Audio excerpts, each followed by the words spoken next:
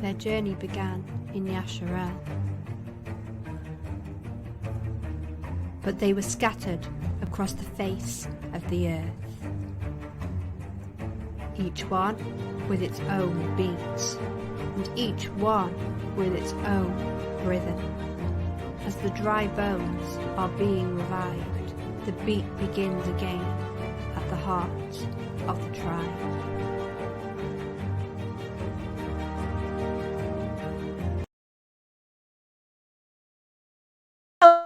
Hello. Welcome to Heart of the Tribe. My name is Chelle Wagner. Boy, have I got another great presentation for you today.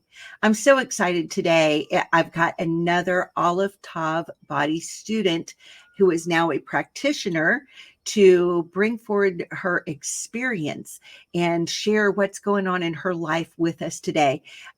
My guest today is Nicole Kallstrom, and she has a website, as you can see from the beginning part, called Honor in Horses. So we're going beyond just what we've learned can help the physical body and our experiences there, but also into the world of horses, which I don't know a whole lot about. So I'm really excited to learn. So with that, I am going to bring on my guest, Nicole. Hey, Chelle. Nicole, welcome. Hi. Thank you so much for having me. I'm super excited. I'm so glad you're here. And I'm so glad you're here, to tell us your story, because your experience is different from everybody else that I've gotten to talk to so far. But I know that we have several horse enthusiasts. Kim, who is the manager up at Wellbeing by Design, Dr. Monzo's clinic. My friend Vera Bristow will be very happy to see your interview, because they've got horses. I was just up there last weekend, and they were doing some Aleph Tav Body on me. That's awesome. It was great. Fun. Yeah, I definitely, Kim connected Vera and I a little bit ago. So we've had a little bit of communication, and of course, Kim and I go back and forth. She's always my outlet to share all the horse stuff. So sorry, Kim. That's awesome. And I know our friend Janie Spurrier, who's also been a student, is also another knowledgeable and has a great love for horses. So I see her share a lot of cool stuff. Yeah, she was in my first class. So I got to meet her. Yeah. Oh, cool. Now you went to school last March, right? Yes. So that was actually my second time. The second time. Yeah. I went, I think it was around November, December. And then, yeah. Either I liked it so much or I flunked the first one. Was November, December, was that the first class or was that the second one? It was the second. The second. So you were part of the student body of the second and the third. Yeah. Yeah, that's amazing. That is amazing. So I shared your website, Honor in Horses, www.honorinhorses.com. And I got to read your website. I was so excited to see you were a world-class barrel racer. Wow. From 2010 to 2014. Tell me about that. What does that mean? Gosh, it's such a challenge when people ask me that. It's such a big question. But yeah, I was in high school, and I really was very competitive in barrel racing, competed a lot. And this was a really big race. I was actually fairly close to home. It was an hour away, but they had a big finals, 4 days, 4 runs. And then on the very last day, the top 20 times of the whole finals would get to basically battle off for the, title. Right. And so that's pretty big, because there would be, 1,200 to 1,500 runs made over that period of time. So to be in the top 20 is pretty cool. Anyway, but short story is it was during that round that Blondie and I broke the record, and it was the world record for the fastest time on a standard pattern. And it was a big deal. I didn't even think it was possible. So, and actually I didn't think running that quickly was possible. I didn't even have the record I didn't even know what it was. I mean, it wasn't really a prominent thing at that time. Right. And I think after the race producer kind of really put it out there and hired a publicity person and stuff, it was after then that the industry started picking that standard back up again. And Wow. so that's cool. So how long is a barrel race? As far as like the specific competition run? The course. Oh yeah. So it can be any different size, but they have a standard pattern that is specific measurement. So if you can fit that in the arena, usually races will go by that.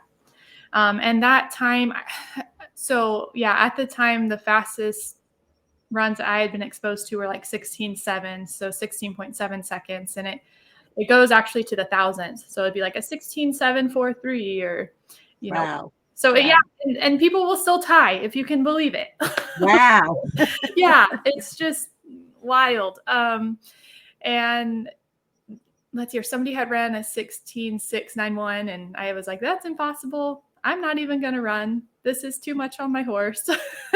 And I was actually thinking about how to leave the arena, and I just felt some sort of wave of confidence. I mean, now I assume it was the father. I didn't really know him back then, but saying, you do this, you can do it. And I had this wave of confidence, and I went through the gate and we ran, and then all of a sudden, they're screaming, she did it. And I'm like, what? And then later they verified it as the record. So wow. that was a So 6.43. do you go in and out of the barrel like this on your horse? It's kind of like a weaving cloverleaf pattern. So you can start on the right barrel and then turn 2 lefts, or you can do left and 2 rights, but it ends up kind of being like a clover leaf. Oh, okay. All Yeah. right. Wow. Wow. Actually kind of funny because we work so hard at it, and at the end of the day I'm like, we just turn circles. We're not doing anything that cool. Well, it looks really amazing. I love the pictures that are on your website, showing you racing and everything. It's really cool. Oh, thank you. Yeah, it's definitely a passion of mine. As simple as it is, it's a passion. So how did you find out about Dr. Alfonso Manzo III and Well-Being by Design and the Aleph Tav Body System? How did that come across your path? Yeah, originally we found out about Dr. Manzo through the Way documentary. Oh yeah, I just watched that. Yeah, it's so great. Fabulous. And if you can get to the extended part of Dr. Manzo's interview, that was our favorite, my husband and I. And so I think we kind of tucked it back in the mind that it said naturopathic doctor on that. And then fast forward years, my husband's like, man, there's got to be a natural-minded, Torah observant doctor that we can see. Yeah. And so we kind of, I think he ended up looking up Dr. Manzo and saw that he had a book coming out. And so he said, I want to order this book, which this is kind of weird because this is more my area, not really my husband's. Right. But it was totally him. And I was like, okay, fine. I think I was maybe pregnant or almost, or had the early baby or something, like, timing wise, I was like, sounds good, order it. I don't care. So anyway, so we ordered it. It was a pre-order at that time. So we waited a few months. It came in and my husband again started reading it and was sharing some stuff with me. And then eventually, I think then my daughter was born and it got put in the tote for later. Right. And so my daughter had possible like tongue tie issues. It was really around sleep. That was the issue. And I didn't want to do sleep training. And just, I was just looking for answers that I was comfortable with applying and that would really solve the root of the problem. And that eventually led me to visit a cranial sacral therapist and to try and release some of the tension because I know that you can cut the tongue tie. I just didn't have a peace about it. Right. So, yeah, the cranial sacral therapist was really nice. I talked with her a lot. Do you do energy work? What does that look like? And she did, but she said, I don't have to use that in my cranial sacral. And so I thought, Okay, well, that's nice of you to be open and be willing to adapt to what I'm comfortable with. So I visited a few times, but a friend of mine said, Nicole, I'm calling you. I don't know what this is about, but I had a dream that you were basically playing with this poisonous snake and you had your finger in its mouth and you're saying, oh, it's fine, it's sleeping or dead or something like that. And she was like, no, it's not, it's sleeping, it's gonna get you. Wow. She's like, I don't know if this means anything to you. And it did, because there was a couple things in the cranial sacral, the women's office and stuff that I did not have a peace about. And so I just thought, I don't know where else to go. I'll just pray through it. I'll pray for the Lord's protection, like Right. I need help for my daughter and I'm not willing to do anything else, Yep. So when she said that, I was like, okay, I hear it. I can't do that anymore. Yeah. So then I was very much like, okay, Father, now what? Yeah. I had this amazing cranial sacral therapist in my hometown. And now that's been removed. So what do I do Right. for my daughter? And he reminded me of the Aleph Tav book. So I said, okay, well, I'll just have to learn it myself. So I started opening it and reading it. And a lot of it at first was over my head. You know how deep it is, I get that. But I just kept saying, I'm just going to keep going. I'm just going to go through it. I don't have to understand it all right now. This is basically my only hope. And I think it was around Sukkot last year that we heard about the class. And we, at that point, were getting scans sent in. And I just told my husband, I really believe I need to do this for our family and everything. And I need to have avenues to help our family because we're pretty limited and kind of in a dangerous spot, Right. Right. And so, yeah, so we did it. I could not believe it. And never in a million years would think that I would go to Ohio, would go to a big class, would take all that time off, leave my husband because he had to work. That was a huge deal. I don't like leaving him for a day. But it was clear that we were supposed to do it. And the Lord actually gave us confirmation all along the way. Yeah. So wait, did you and your husband both attend the class? No. So the first time I went, my mom came with me and she took care of Kadima, my daughter, while I was in class. And then I decided, there's so much I learned, but there's so much that isn't clear. I could take this class again and still get a lot out of it. And so my husband was able to go with me that time and watch my daughter. Great.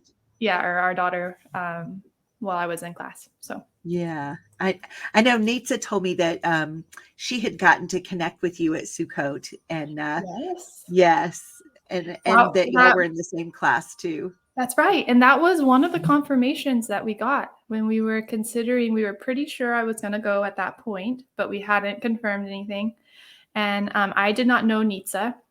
And we were actually Sukkot hopping, which is not usual for us. Right. We usually like to go to a place and stay there, but we just hadn't felt like the Father had opened the door to that. So we were hopping. We happened to hop to Nitsa Sukkot. She happened to be presenting that day on the Paleo Hebrew, which I told my husband I really want to sit to that talk. Right. Well, we were late, like by 2 hours. Oh no. Yeah. And we get there and, obviously I assume we missed it, but probably 20 minutes after we got there, they say, okay, Nitsa's ready to teach now. And I'm like, what? They're like, yeah, she was running behind. She had to do something. I was like, wow, thank you, Father. So anyway, so we go in there, we listen, and here she's bringing up Aleph Tav Body in the Paleo Hebrew class. And I'm like, okay, well, this isn't a coincidence. Right. So that was a huge confirmation. And yeah, we got to connect with Nitsa and join her journey as well. So that was wonderful. That's great. That's great. So after class, and you've come home, and I saw on your website, I want to show everybody this. I can hardly stand it. I want to show everybody your room because it's amazing. So this is Nicole's website, and she's got pictures of her room with the beautiful wall chart that's set up and the table set up, and it just looks absolutely beautiful. and inviting. I love it how you've got all the big windows and the scripture. You'll be blessed when you come in and blessed when you go out. Absolutely gorgeous. And let me see. There's another shot. And it just looks like you can really, somebody can come in and experience healing and release right there. Wonderful. I just think it's just gorgeous. Oh, thank you. So Yeah. talk to us about how you're using Aleph Tav Body in your life. Yeah. Well, I started out when I got home working on my dad. I think I got him in there 2 or 3 times a week.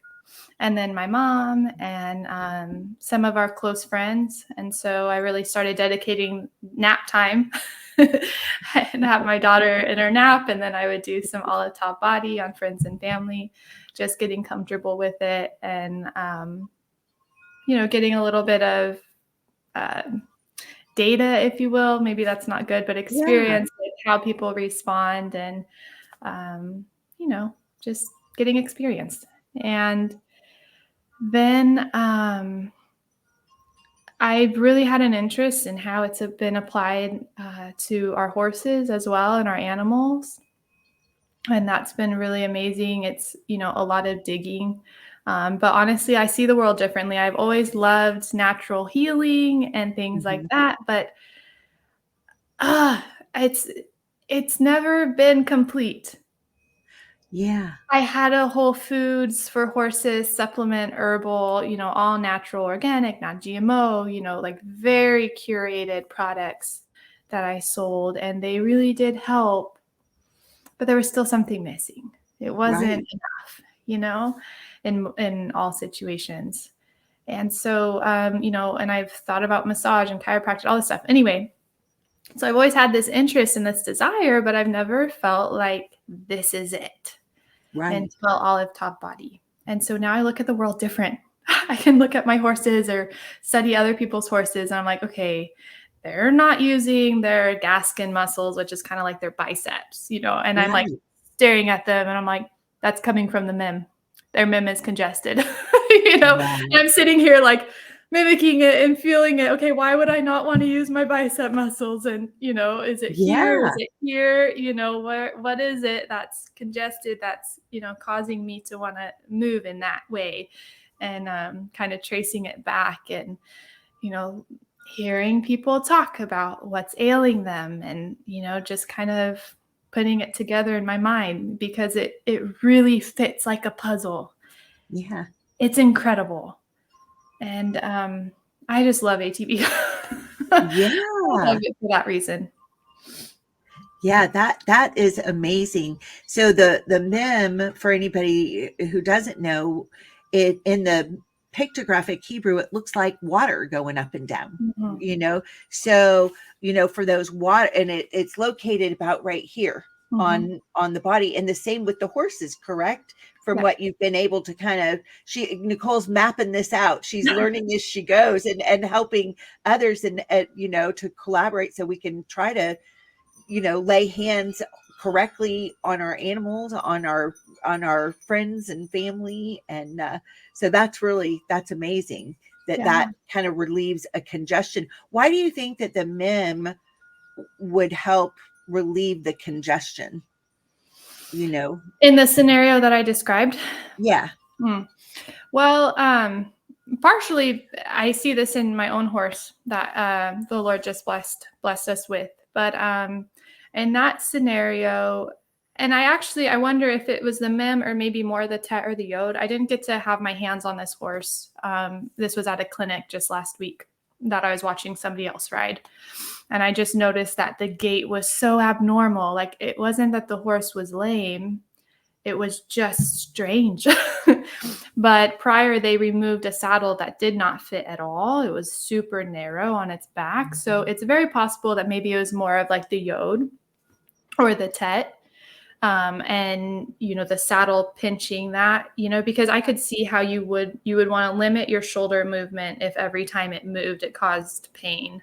So, possibly in that point, that's more of the root, whereas maybe the mem was more of like the extra kink in the hose, if that, Right. and that I wasn't able to, totally like figure out by, laying my hands on the horse and working through it. But that was my assumption, is just, what areas don't want to move when the biceps aren't moving. What would cause you to want to travel like that? Because that's not normal. Right. Now, is that what you had the video on? Yeah. No. But I'd love to show that. Okay. Do you want to tell us about it first, and then Yeah. when you tell me to hit play, we'll add it. Okay. So I just was gifted literally my dream horse from 8 years ago, my heart horse named Birdie. And so I took her to a clinic with an amazing instructor and clinician named Pippa Callanan. And I feel like she is the truth of the horse training. It's really beautiful. Anyway, so we were playing with Birdie, and Pippa noticed that her knees were different heights. Wow. So we'd look at her, and her left knee, which, when you're looking is the right side, was like this much higher. And she's like, are her legs a different length? So I'm like, So I look there and I'm like, oh, nope, it's the mem.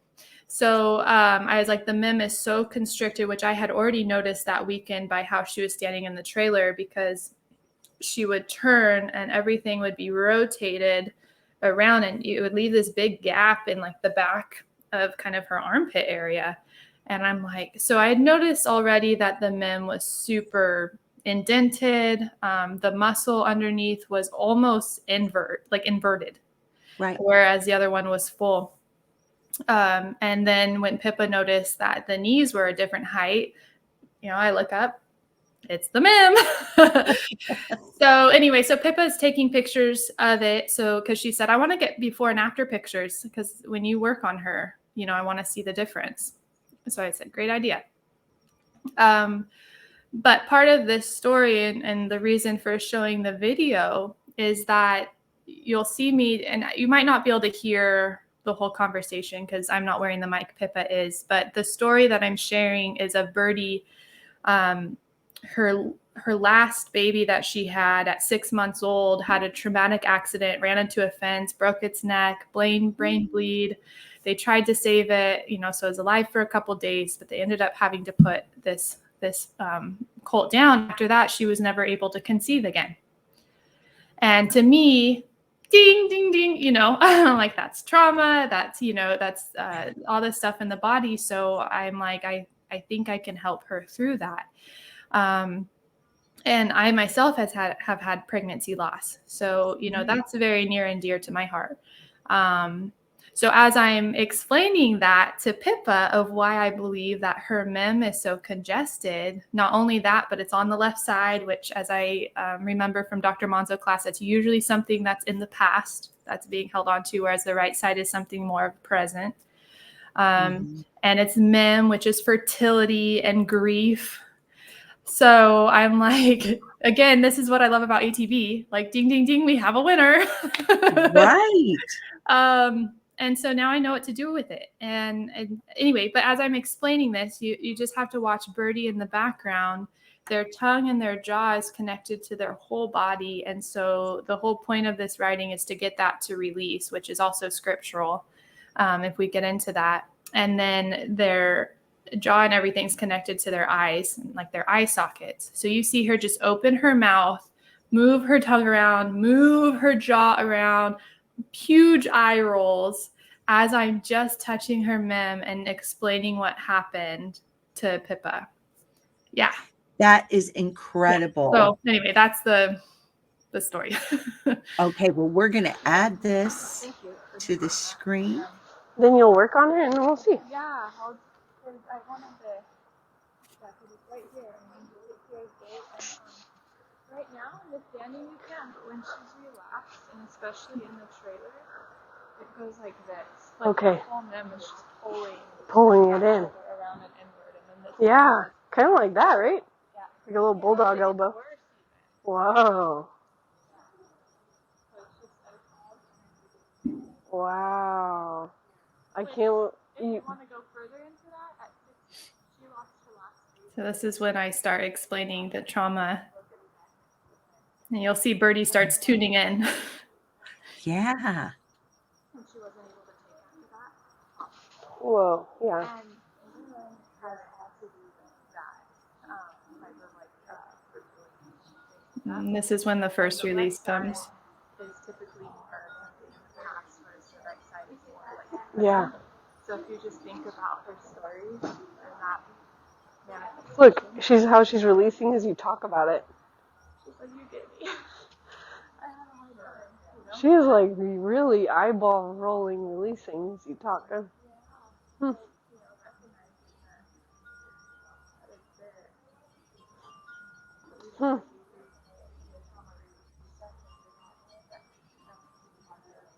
Yeah. So pretty cool. Very amazing. Yeah. You know, Yes, I'm so glad you shared that with us. That is so cool because, you know, not being a horse person, I don't know a whole lot. You know, I've got a dog that I am just very, very close to. She's when I got very ill, she came into my life and I didn't know why I was ill until Dr. Monzo explained. I knew some things that had happened, but I didn't understand why nothing that I did would work. And this dog has been such huge comfort to me as I've been through these things, you know. Yeah. But to watch that with the horses and hear you explain, you know, that her own trauma, you know, and just talking about it with that release, that is amazing. It is. They're just amazing creatures. The Father is so incredible in his creation. And so I'm kind of finding a little bit of maybe a passion and direction there. I love it with the people as well. Don't get me wrong. Right. But I don't know. There's something with the horses and working through them. I was even talking to my husband about this. I said, well, maybe if I start doing therapy on horses, I require that both the horse and the rider get worked on. Because I wonder how much resonation happens between horse and rider, because a lot of my own congested points that I'm aware of are actually being found on my horses. Wow. And so, you know, it's not going to just like, I don't think I'm just going to cause their bet to be congested because mine is. Right. But if we're, you know, resonating with different experiences and different things and kind of sharing that in a way. Yeah. I don't know. I don't know to what extent I can follow that through, but I thought lots of times you can fix a horse or help a horse, but you haven't helped their rider. And I wonder how far you can really get. So I thought, okay, if I work on a horse, I'm going to work on you too. Wow. Yeah. Yeah. So we're going to have more to come where you're going with that. That's really interesting. Yeah, maybe. I don't know what the Father has. I'm just along for the ride. Oh, right. Well, are there some other things that you'd like to tell us about your experiences with the Aleph Tav Body? Yeah. Would you like to know specifically about the class or maybe just testimonies or anything? Let's start with the class. What were the things that that grabbed you, you know, that really were like, wow, the wow moments for you? Yes, there were so many, especially that first class, because so many of the connections were just being made. And connections to questions I had going back to the natural healing that I was aware of. There were pieces missing. There were connections that weren't being made that I had in my mind. And how Dr. Monzo not only went through the book, I mean, he shared so much more, you know, and that's what really brought it together to where like I said, all those connections were just being made like rapid fire. So I was sharing with friends and my husband, like, and this and that. And this, I think it also means that, I'm Right. trying to remember specific examples, but it's been a while. I'm a little foggy, but it really got me excited of, I guess maybe connecting to the emotional with the physical. And Yeah. the spiritual, kind of all of it intertwined. It was really hard to navigate that without Aleph Tav Body, whereas now I feel like it's being connected so much. And I remember in the class, because I was not comfortable with energy work at all, really going into reading the ATB book. Right. Because most of my experience was New Age, or like all of I it. understand. I had the same reservations because that was what my experience was. Yeah. So I Yeah. went into it with a lot of prayer and try and keep my eyes and ears open and, have that discernment. And I remember going through it just, always keeping that discernment and that prayer that if I'm wrong in anything, Father, reveal it. Like, I want to know. And it's still our prayer today as we continue to walk, a fervent prayer. But as I was listening and making those connections, it was like, there is no way man could have come up with this. Right. This has Father's hands written all over it. And the more we dug, he would just keep saying, yep, I'm there too. And you dig some more. Yep, also there. And you dig some more. But how about over here? Yep, also there. It was like constant confirmation of, I don't know, did he take you guys through the I think he kind of separated out the 1 through 7 cycles just in order. Did he do Right. that with you guys? And Yes, he did. and write it out? I wish I had that in my hands. I don't, but that was one of the most incredible stories of creation. And Oh, cool. Now I don't know that we did that. I don't know that okay. we got that piece. What we did, we got a connection to the 7 ruachs of Yah out of Isaiah 11:2, Oh, so I don't and think we did that one. their correlation to the 7 cycles. Okay. Okay. Yeah. I don't think we covered that one to my memory, so that's really cool. Yeah, we just barely hit, the tip of the iceberg with that one. I'm sure there's so much more to come with There is. that. And that's a great example that, I had, the 1st through 7 experience and just like, wow, connection. And then you had this Isaiah, like it's everywhere. That's exactly the point I'm like trying to make. Yeah, It doesn't matter where you look, it still fits. It all connects. It all makes sense. Like it you does. can't avoid it. You can't. Yep. Look for an area where it doesn't exist. Like, please, somebody look and find one, because I don't think you can. Yeah, no, it's absolutely amazing. And I totally agree with you that was, for all my reservation when I first Nita and I've been friends for a long time, and she was the one, you've got to get the book, you've got to get the book. And I'm like, oh, I don't know. This sounds a little, like, but I've known Nita for a long time and I know I can trust her too, So I was like, okay, now if my friend is telling me this is solid, I need to be open-minded and take a look. And I start reading, and light bulbs are going off for me, going, wow. Wow, wow, wow. And then I was fortunate enough to have Dr. Monzo on. And that was the first area I was like, we got to address this first, because everybody immediately starts shutting down, going, no, this is new agey stuff. Right. Yeah. And so when he was able to come on and do that first show with me to explain why this is not new agey witchcraft stuff, but a gift at just the right timing. Look what's going on in our world. And here Yah gifts us with this gift at just this time. Absolutely. Amazing. Absolutely. And, I think Kim did a video kind of comparing the kind of witchcraft to like Bible things and kind of biblical healing. And one of the points she brought out that I just think is incredible to share with people who are concerned is just to ask a simple question. What kind of healings did Yeshua do? He healed from a distance. He did. Mm-hmm. He healed through, I mean, basically everything was energetic healing. Yeah.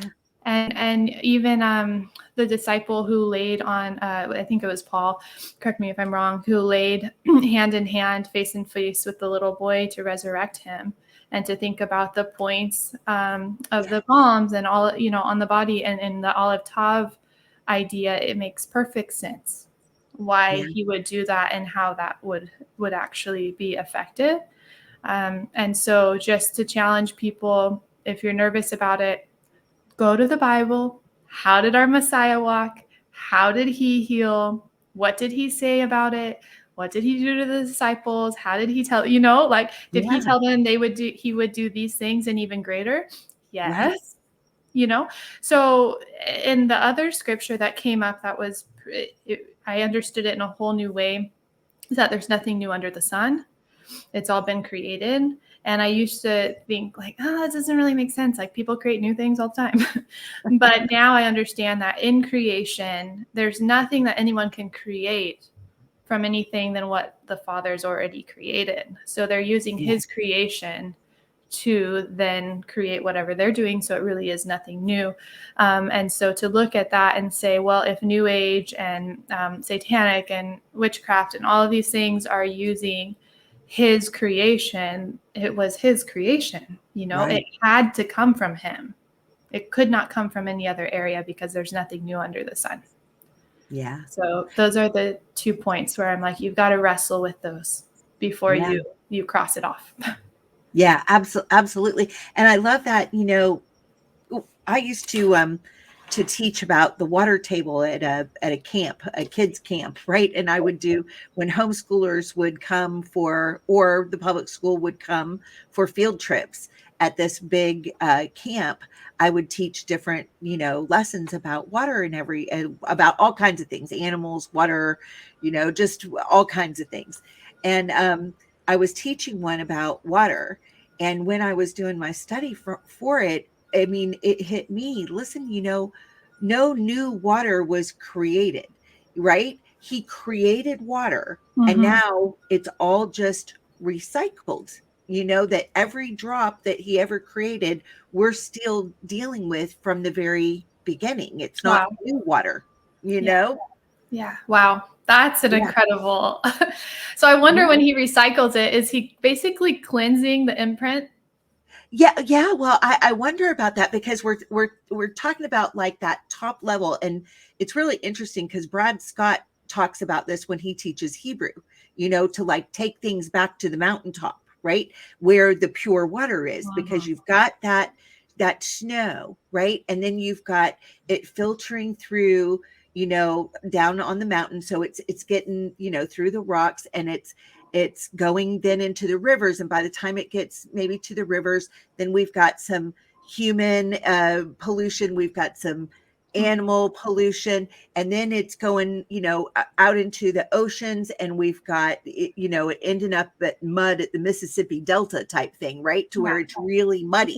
So he was talking about that even with the Hebrew language, how, you've got your roots and then you travel through, and but then the whole water table experience is what? It's, the sun comes up and there's the evaporation, it takes it back to the clouds, and then we get the mountaintop water again, just over and over.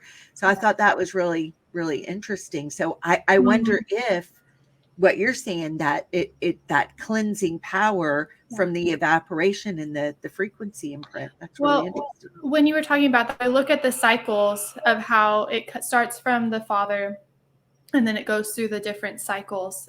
This is the order of creation of the different cycles in Aleph Tav Body. And I don't have those ones memorized, but essentially you start out through the Father and then you cycle through these, and then it ends out through the Father and then it cycles back through. It's the same picture.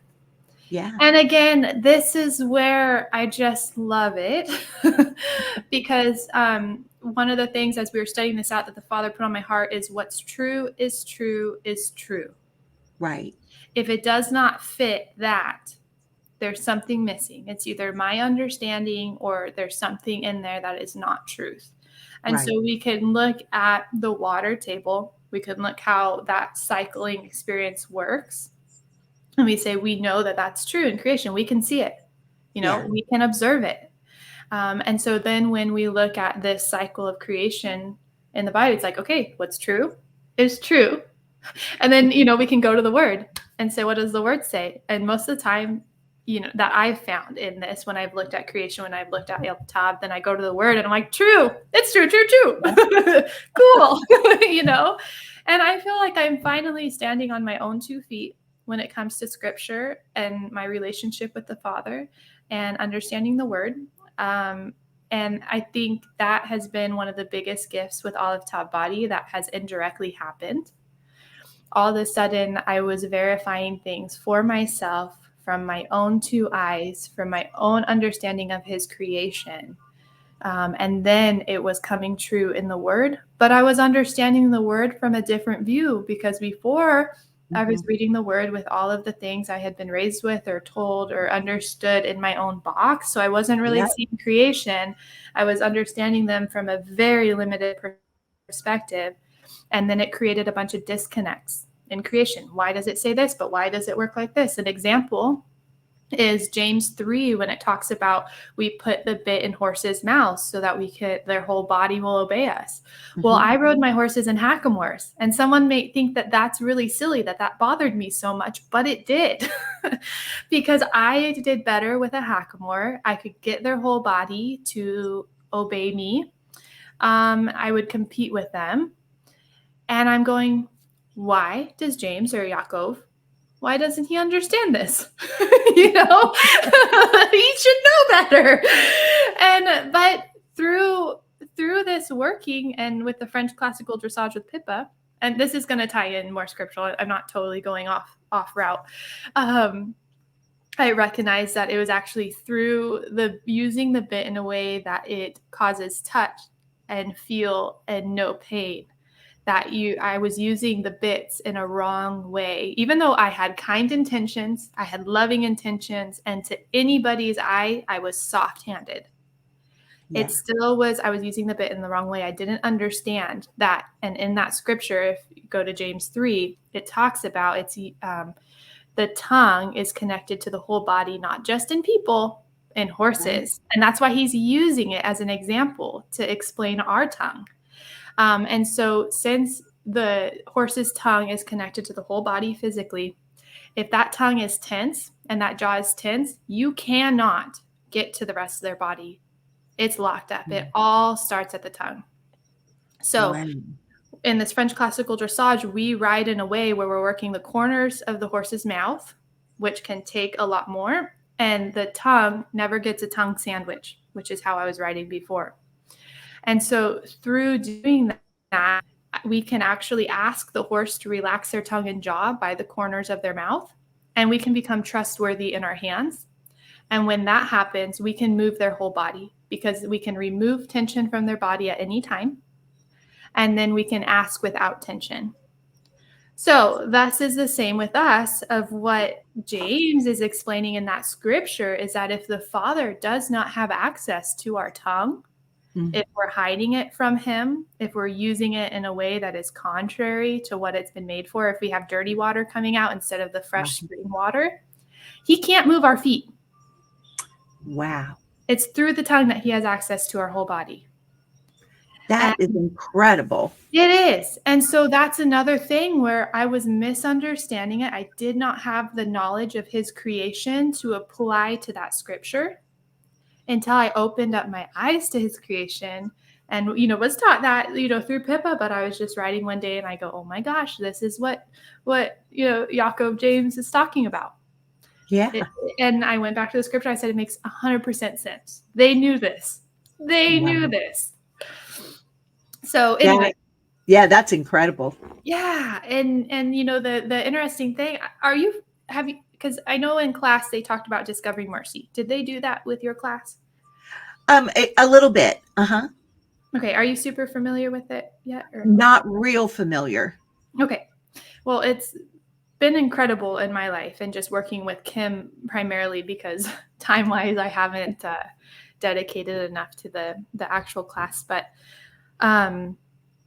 it's talking about that, the emotional connections to all of that. And my big download was that the issue with my tongue, because of course the Father teaches me lessons in the arena that are, really applicable to my own life at that time. That's been a consistent thing in my life.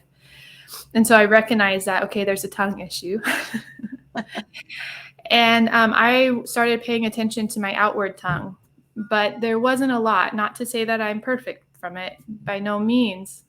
But, it wasn't like a disastrous thing.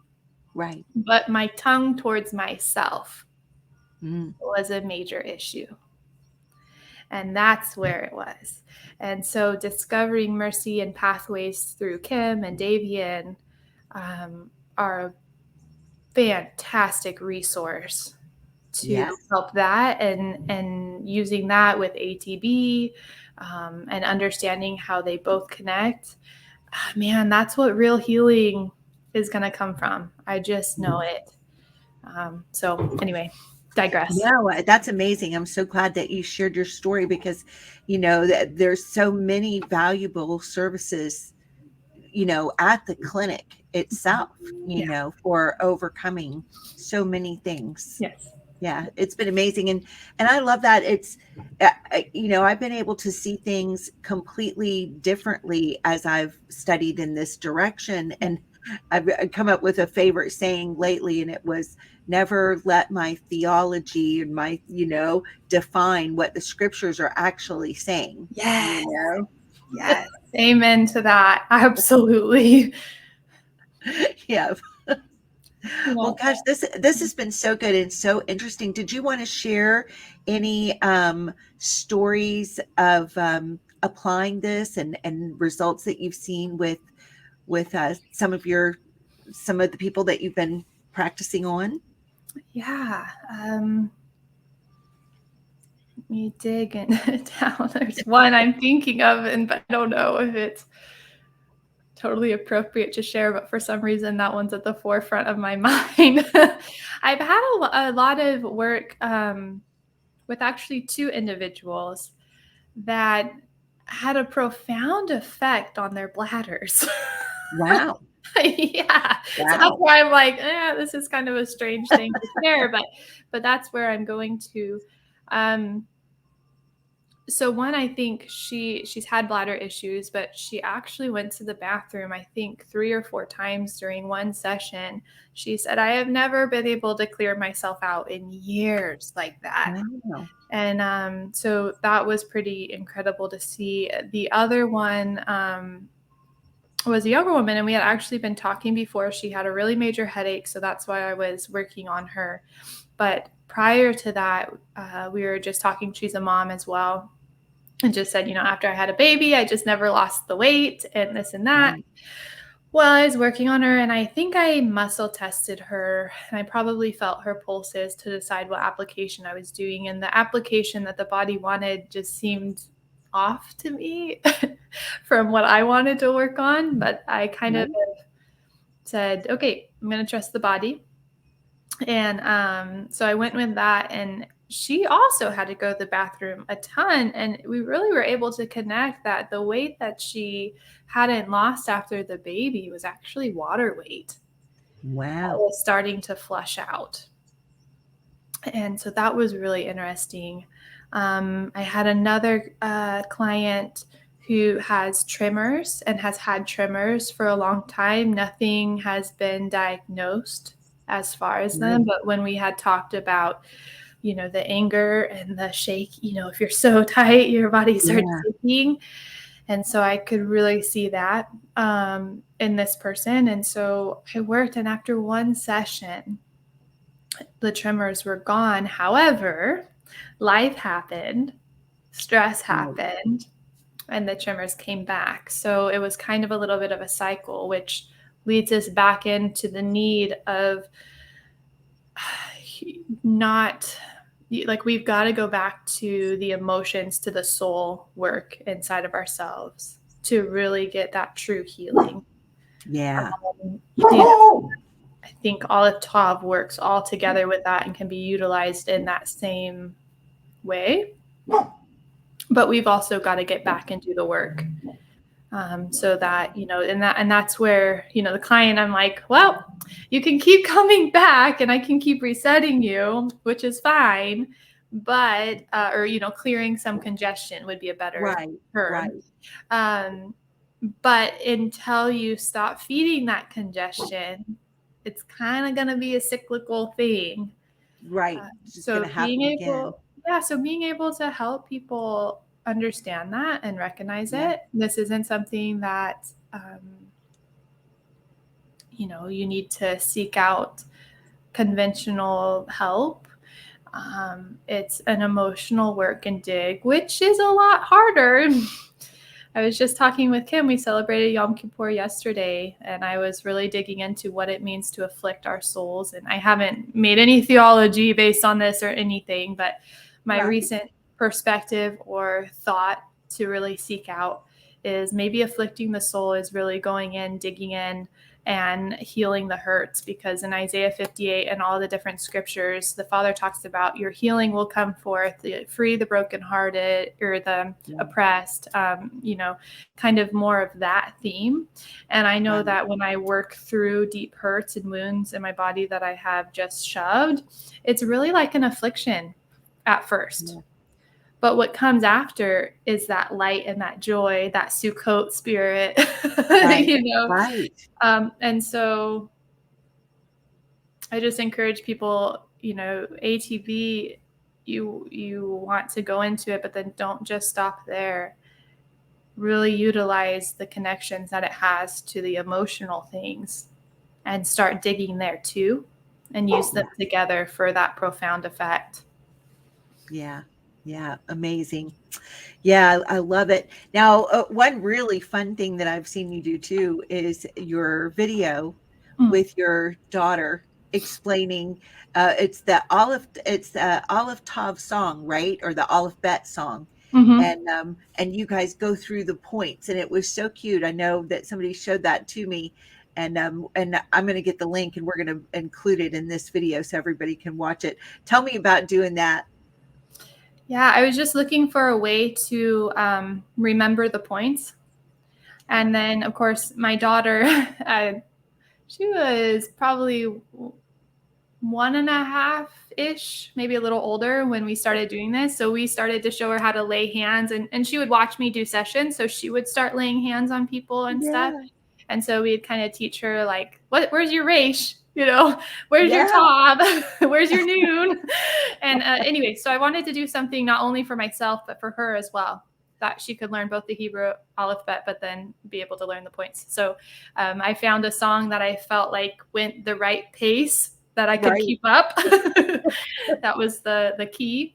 And then practiced it a few times, and I like to do it around her. Right now she's not super interested in doing the whole song with me, but I know that she's watching and being participating, she's going to have it down in like a minute, once she wants to. Yeah. So that's amazing. That's so much fun. Yeah. And it committed it to my memory so fast. Fast. Well, we'll make sure and include that link so that everybody else can gain from that also. Yeah. Well, this has been a really great talk. Was there anything else that you wanted to tell us about today before we end this interview? Nothing's coming to mind. I just so appreciate you being willing to sit down and chat. I love talking about this. I could do it for hours. So thank you for filling my cup. Absolutely. I'm so glad that you came and joined me today, and go visit Nicole's website. You'll be really blessed. She's got a beautiful gallery on there. I was just telling her how pretty I think the whole site is. Pictures of her and the horses, and there's some where you're reading to them, which are just, I just love those pictures. Just incredible. Yeah, they're fun. The horses are my first children, so and well, thank you so much. All right. Man. Well, I hope that, yeah, we can continue. And, Absolutely. Thank you for joining it's a me wonderful today. time. And with that, we will say shalom. Shalom. Yes. All righty. Shalom, everyone.